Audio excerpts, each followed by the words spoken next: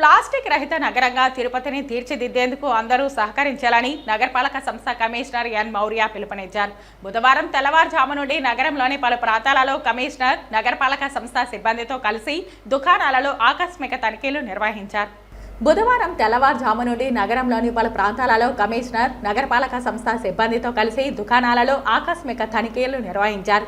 నిషేధిత ప్లాస్టిక్ వస్తువులు కలిగిన దుకాణదారులకు సుమారు 7 లక్షలకు పైగా భారీ జరిమానాలు విధించారు. నిషేధిత ప్లాస్టిక్ వస్తువులను స్వాధీనం చేసుకున్నారు. ఈ సందర్భంగా కమిషనర్ మాట్లాడుతూ నగరంలో నిషేధిత ప్లాస్టిక్ వినియోగం ఎక్కువగా ఫిర్యాదులు వస్తున్నాయని చెప్పారు. స్వచ్ఛతా హీ సేవ కార్యక్రమంలో భాగంగా ఈ తనిఖీలు నిర్వహించామని తెలిపారు. మేజర్గా ఉన్న 3 హోల్సేల్ దుకాణాలలో ఎక్కువగా నిషేధిత ప్లాస్టిక్ వస్తువులు స్వాధీనం చేసుకుని భారీగా జరిమానాలు విధించడం జరిగిందని అన్నారు. హోల్సేల్ దుకాణాల నుండి తెచ్చి చిన్న దుకాణంలో విక్రయిస్తున్నారని అన్నారు. అందువల్ల హోల్సేల్ దుకాణాలపై దాడులు నిర్వహించి వారి వద్ద నుండి అమ్మకాలు జరగకుండా చర్యలు చేపడుతున్నామని చెప్పారు. 120 మైక్రాన్ల కంటే ఎక్కువ ఉన్న ప్లాస్టిక్ కవర్లు తదితర ప్లాస్టిక్ వస్తువులు వినియోగించరాదని అన్నారు. సింగిల్ యూజ్ ప్లాస్టిక్ కవర్లు, plastic plates, spoons, packing covers అమ్మితే దుకాణాల లైసెన్సును రద్దు చేస్తామని హెచ్చరించారు. బయోడిగ్రేడబుల్ కవర్లు అమ్మాలని దుకాణదారులకు సూచించారు. అధిక మొత్తంలో ప్లాస్టిక్ కవర్లు అమ్మే దుకాణాలపై లక్షల్లో ఫైన్లు వేశామని చెప్పారు. ఒక దుకాణానికి 2.90 లక్షల రూపాయల భారీ జరిమానా విధించామని అన్నారు. అలాగే నగరంలోని పలు దుకాణాలకు జరిమానాలు విధించామని చెప్పారు.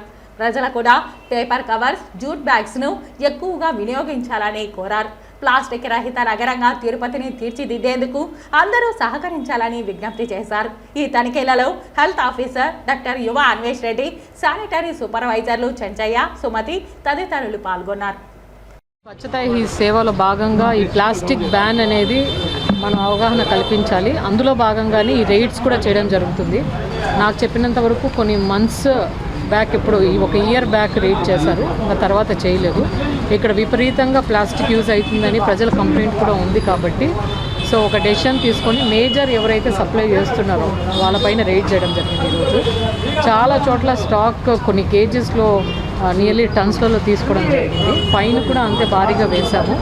సో సప్లయర్స్ ముఖ్యంగా ఈ ప్లాస్టిక్ బ్యాన్ అనేది మనం అరికడితే ఎక్కడైతే మన రీటైలర్స్ ఉంటారో అక్కడ కూడా అరికట్టడం జరుగుతుంది. ఆ రీటైలర్స్ దగ్గర కూడా మనము రైడ్ చేసేసి మినిమం ఫైన్ కూడా వేయడం జరుగుతుంది. బట్ సప్లయర్స్ ముఖ్యంగా అందరికీ విజ్ఞప్తి ఏంటంటే, మన గవర్నమెంట్ పెట్టిన ప్లాస్టిక్ మేనేజ్మెంట్ రూల్స్లో మనకి 120 మైక్రాన్స్ ఉండాలి క్యారీ బ్యాగ్.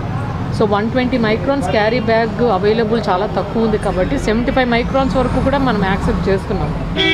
అండ్ మనం ఏదైతే వ్రాపింగ్ బ్యాగ్స్ ఉంటాయో ఆ 51 మైక్రాన్స్ తక్కువ లేకోకుండా ఉండాలి. కానీ ఇప్పుడు చూస్తే అసలు దానిపైన లేబుల్ లేదు. లేబుల్ లేకోకుండా అసలు ఎంత మైక్రాన్ అని తెలియదు. ఒకవేళ ఉన్న ఫేక్వి కనిపించినవి ఎక్కువ బ్యాగ్స్ అనేసి తెచ్చుకుంటున్నారు. అవి తెచ్చుకోకూడదు. అది సప్లయర్స్ బాధ్యత కూడా.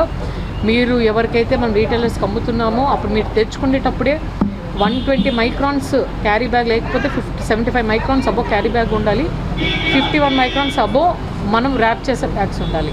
అది జాగ్రత్తగా చూసుకొని సప్లై చేయాల్సిన బాధ్యత సప్లయర్స్కి ఉంది. కాబట్టి ఈరోజు రైడ్ చేయడం జరిగింది.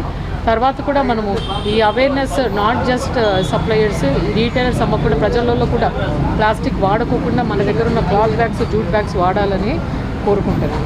1,80,000, 2,80,000 ల్యాక్స్లోనే ఇస్తున్నాం. ఎందుకంటే ఆ స్టాక్ కూడా చాలా పెద్ద స్టాక్, మనం టన్స్లలో తీస్తున్నాం. అంత పెట్టుకోకుండా ఉండాలి. సో అంత తెలిసి కూడా పెట్టుకున్నారు కాబట్టి భారీగానే ఫైన్లు వేస్తున్నారు. అది కట్టాలి. కట్టకపోతే సీజ్ చేయడం జరుగుతుంది షాప్స్.